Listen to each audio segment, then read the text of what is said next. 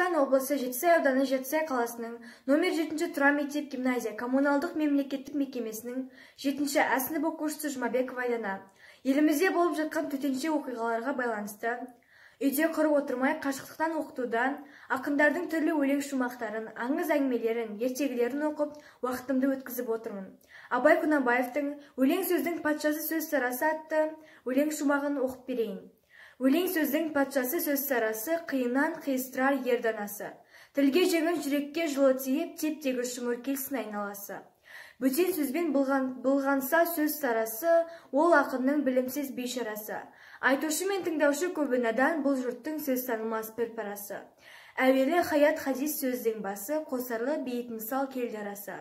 Қисыны мен қызықты болмаса сөз, неге айтсын пайғамбар мен оның аласы. Мешіттің құтпа оқыған ғұламасы, мінәжат уәлилердің зәрін аласы.